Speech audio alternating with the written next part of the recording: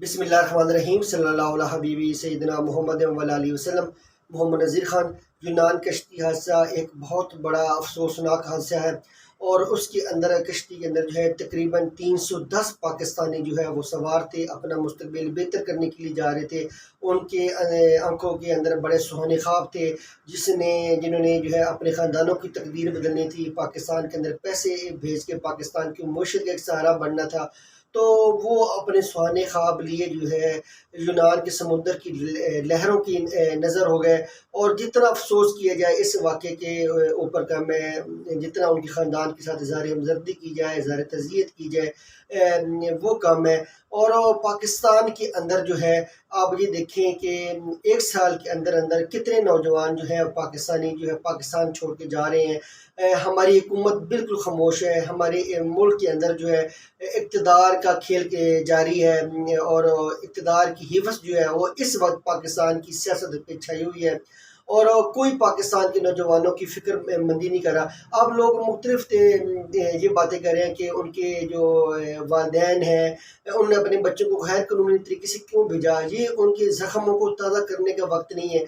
Basically تو یہ تو جو روزگار ہے، یہ جو فراہم کرنا، یہ تو ریاست کی ذمہ داری ہوتی ہے، حکومت کی ذمہ داری ہوتی ہے۔ ہماری آبادی جو ہے زیادہ تر 65% آبادی جو ہے وہ نوجوانوں پر مشتمل ہے۔ زیادہ تر لکھے پڑھے اب ہمارے نوجوان ہیں، وہ اپنا بہتر مستقبل چاہتے ہیں، بہتر روزگار چاہتے ہیں، یہ ان کا بنیادی حق ہے۔ بہتر روزگار، بہتر مستقبل، بہتر زندگی یہ ان کا بنیادی حق ہے، اور یہ ساری چیزیں دینا ریاست کی ذمہ داری ہے۔ ریاست نے آج تک جو ہے حکومت نے ان نوجوانوں کے روزگار کے لیے کیا اقدامات کیے ہیں؟ آپ ایک سال کا ڈیٹا دیکھ لیں، کتنے نوجوان جو ہے پاکستانی جو ہے وہ پاکستان چھوڑ کے جا چکے ہیں، کتنے لوگ جو ہیں بیرونی ممالک میں پاکستانی جو ہے وہ کام کر رہے ہیں۔ تو ڈیفینیٹلی جو ہے اب پاکستان کے اندر نوجوانوں کو اپنا جو مستقبل ہے وہ تاریک نظر آتا ہے۔ مایوسی نوجوانوں کے اندر بہت زیادہ دن بدن پھیلتی جا رہی ہے، اور جتنے بھی جو لوگ یونان کشتی حادثے میں جہاں بحق ہوئے، ان کا بدقسمتی کہ وہ ایسے معاشرے میں پیدا ہوئے جہاں پہ ناانصافی جو ہے وہ بہت زیادہ ہے، اور جو سیاستدان ہیں ان کی پریارٹیز ہے ہی نہیں کہ جہاں کے نوجوانوں کے لیے روزگار پیدا کرنا، تاکہ نوجوانوں کو یہ نوبت ہی نہ ہے کہ ملک چھوڑ کے جائیں، چاہے قانونی طریقے سے یا غیر قانونی طریقے سے۔ جب آپ کے ملک کے اندر ہی اتنا روزگار پیدا ہو، اتنے وسائل ہوں، آپ کے ملک کے اندر ہی اتنی زندگی بہتر ہو، تو لوگ کیوں قانونی اور غیر قانونی طریقے سے جائیں گے؟ کسی کو اچھا لگتا ہے کہ اپنے پیاروں کو چھوڑ کر جو ہے دوسرے ملک میں جا بسے، اپنی اولاد سے دور ہو، اپنے بہن بھائیوں سے دور ہو، اپنے والدین سے دور ہو؟ تو جو کہ غیر قانونی طریقے سے بھی لوگ جا رہے ہیں، وہ صرف اور صرف بہتر مستقبل بنانے کے لیے جا رہے ہیں، کیونکہ ان کو پتہ ہے وہ ساری ٹرائز کرتے ہیں، اٹیمپٹس کرتے ہیں پاکستان میں روزگار حاصل کرنے کے لیے۔ وہ جب ان کو پاکستان میں روزگار نہیں ملتا تو پھر ایٹ لیسٹ انہوں نے زندگی تو گزارنی ہے۔ اور زیادہ تر جو لوگ اب جا رہے ہیں وہ لکھے پڑھے پاکستانی ہیں، اور جب ان کے ہاتھوں میں اپنی ڈگریز دے دی ہیں اور روزگار کا سلسلہ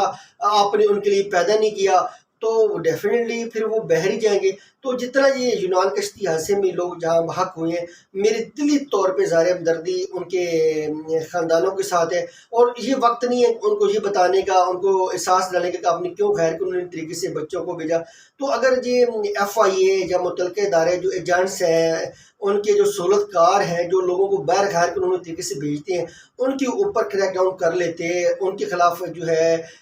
تادیبی کارروائی کر لیتے، تو یہ اس طرح کے سانحات سے بچا جا سکتا تھا۔ پھر